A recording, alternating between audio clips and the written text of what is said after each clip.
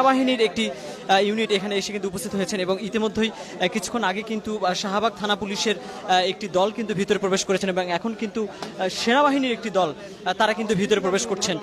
ঠিক যেখানে প্রাণগোপাল দত্তের মেয়ে অনিন্দিতা দত্ত রয়েছে সেখানে কিন্তু সেনাবাহিনীর সদস্যরা প্রবেশ করছে। দর্শক আপনাদেরকে দেখানোর চেষ্টা করছি বর্তমান পরিস্থিতি আপনারা দেখতে পাচ্ছেন যে সেনাবাহিনীর সদস্যরা কিন্তু ভিতরে প্রবেশ করছে এবং কিছুক্ষণ আগে কিন্তু শাহবাগ থানা পুলিশের সদস্যরা ভিতরে প্রবেশ করেছিলেন এবং যেমনটি আপনাদেরকে বলছিলাম যে কুমিল্লা 7 আসনের সাবেক সংসদ সদস্য প্রাণগোপাল দত্তের মেয়ে অনিন্দিতা দত্ত তিনি ভিতরে আসলে অবস্থান করছেন, অর্থাৎ পিজি হাসপাতালের যে ক্যান্সার ইউনিট সেই ক্যান্সার ইউনিটের চতুর্থ তলায় তিনি অবস্থান করছেন। আসলে তিনি কি কারণে এখানে অবস্থান করছেন সেটি কিন্তু এখন পর্যন্ত সুস্পষ্ট নয় এবং এখানকার যে মূল ফটক অর্থাৎ যেখানে অনিন্দিতা দত্ত রয়েছে সেই জায়গাটি কিন্তু সেই ঘরের যে মূল প্রবেশ পথ সেটির সামনে কিন্তু আনসার সদস্য রয়েছেন এবং ভিতরে কিন্তু আসলে কাউকে প্রবেশ করতে দিচ্ছেন না।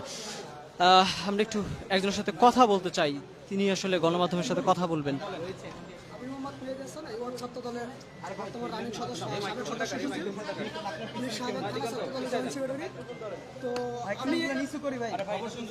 আমি সকালবেলা হচ্ছে কি আজকে এই পিজি হাসপাতালের এখান দিয়ে হাটে যাচ্ছিলাম একটা আমার পার্সোনাল কাজে ব্যক্তিগতভাবে।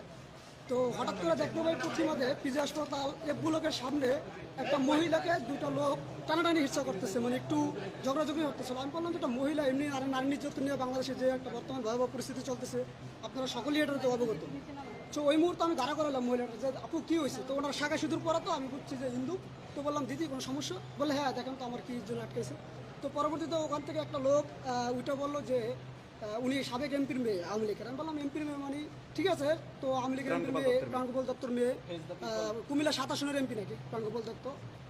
তো বললাম ঠিক আছে, তো এটা পার্সোনাল বাইরে দেখতে পারেন পাবলিক প্লেস। তো উনি এক কথা দুই কথা অনেক কথাছে। তো হঠাৎ করে কিছু আনসার আসছে, পরে উনি ওনার যে কর্মস্থল দিদি নাম যেন কি বেঙ্গল দত্তের মেয়ের অনিন্দা রায় তুলি মেবি।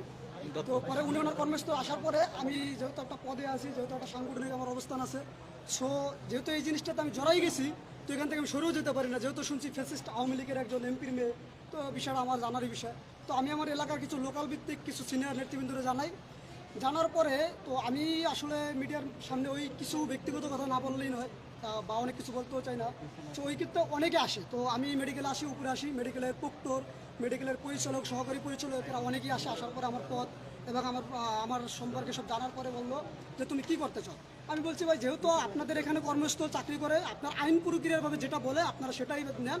যেহেতু তার কর্মস্থল আমি এখানে, হ্যাঁ তার নামে মামলা আছে এবং সে লাস্ট 5ই আগস্টের আগেও অনেক নির্যাতন করছে কুমিল্লাতে, অনেক সাধারণ জনগণ এবং সাধারণ শিক্ষার্থীদের উপর হামলা করছে। তার এবং প্রাণগোপাল দত্তের সরাসরি নির্দেশে আমরা জানি অনেকগুলো রিপোর্ট বেরোয়েছে ওই এলাকায় চাঁদাবাজি থেকে শুরু করে এবং লাস্ট ছাত্রছাত্রীর উপরে যে আন্দোলনটা লাস্ট কুমিল্লা সদরে যে কয়েকটা লোক মারা গেছিলো ছাত্ররা, তো ওটা মেবি 3 তারিখে না 2 তারিখে ওই আন্দোলনের সাথে সরাসরি যুক্ত ছিল তার মেয়ে এবং তার ভাতিজা, তার চাচা আর তার ভাই, আপন ভাই, এর সবার নামে মামলা আছে। তো যে লোক টানা হিস্ট্রি করছিল ওই লোক হলো একজন বাদী, প্রাণগোপাল দত্তর মেয়ের নামে যে হচ্ছে গিয়ে মামলাটা করছে, হ্যাঁ ওই বাদীও ওই জায়গায় উপস্থিত ছিল। তো উনি হচ্ছে গিয়ে ওই কাগজপত্রগুলো সব দেখাইছে। পরবর্তীতে আমার এই মেডিকেলের পরিচালক প্রক্টর এবং অনেক যারা ছিল সিনিয়র নেতৃবৃন্দ তারা বললো মেয়েদি তুমি চলে যাও, যেহেতু তোমার রাজনৈতিক পরিচয় আছে তুমি এই জায়গাটা প্রবলেমে পড়বা। তো আমি আবার জিনিসটা চিন্তা করলাম যে চলে যামু যে অলরেডি জড়াই গেছি, তো বিষয়টা আমার তো একটা যেহেতু ফ্যাসিস্টের দোষর জড়াই গেছি। তো ওই জায়গা থেকে আমি যখন যাতেছিলাম তখন আবার থানা থেকে একটা ফোন আইলো যে এরকম ফ্যাসিস্টে ধরছে, তুমি এই জায়গায় জড়িত। তো তখন ভাবলাম বিষয়টা অনেক দূর গেছে গা এবং বিএনপির অনেক সিনিয়র নেতৃবৃন্দ আমার অলরেডি কল দিছে। তো তার পরবর্তীতে আমি হচ্ছে গিয়ে এই জায়গাটা থেকে সরে যেতে আর পারি নাই। সো লাস্ট আমি থানা পুলিশ থেকে শুরু করা সেনাবাহিনী আমার, কারণ যা হচ্ছে তিনি একটা সাবেক এমপির মেয়ে, এটাই তার সবচেয়ে বড় পরিচয়। এবং তার নামে যদি কোনো মামলা থাকে বা তিনি যদি 5ই আগস্টের আগে ছাত্রদের উপর নির্যাতন করতে পারে এবং তার যদি মার্ডার কেসের আসামি হয়ে থাকে তাহলে অবশ্যই এটা আইন প্রক্রিয়া দেখবে। আর এবং আমার যদি এখানে কোনো ভুল থাকে, আমি এখানে চাঁদাবাজি করতে আসি নাই, দলদারি করতে আসি নাই এবং কেউ আমার প্রমাণও দিতে পারবে না এবং আমি এই বিষয়টাতে জড়িতও না। তো ওই জায়গা থেকে আমি এখন সেনাবাহিনী আসছে, প্রশাসন আসছে, এটা তাদের দায়িত্বে কী করে আমরা এটাই দেখার বিষয়। এবং আমাদের দাবি থাকবে শাহবাগ থানা ছাত্র দল পক্ষ থেকে এবং সাধারণ জনগণের পক্ষ থেকে, আপনাদের সকলের পক্ষ থেকে, যেহেতু তিনি একজন সাবেক এমপির মেয়ে, তিনি ফ্যাসিস্টদের দোষর, অবশ্যই তার বিচার হতে হবে। তার যদি অবশ্যই দোষ আছে, তার নামে বিভিন্ন রিপোর্ট আছে, অবশ্যই তাকে যেন আইন পরিকারভাবে যে শাস্তি পায় সেই শাস্তির জন্য সফলভাবে দেওয়া হয়। এখন পর্যন্ত আমাদের সাথে যুক্ত ছিলাম পিজি হাসপাতালের ক্যান্সার ভবনের চতুর্থ তলায়, যেখানে কুমিল্লা 7 আসনের সাবেক সংসদ সদস্য প্রাণগোপাল দত্তের মেয়ে অনিন্দিতা দত্ত ভিতরে অবস্থান করছেন এবং এমন খবরে কিন্তু সেনাবাহিনী এবং পুলিশের সদস্যরা ভিতরে রয়েছে। আমরা দেখতে পাচ্ছি যে শাহবাগ থানা পুলিশের একজন নারী সদস্য তিনি কিন্তু ভিতরে প্রবেশ করার জন্য আসলে এখানে এসেছেন।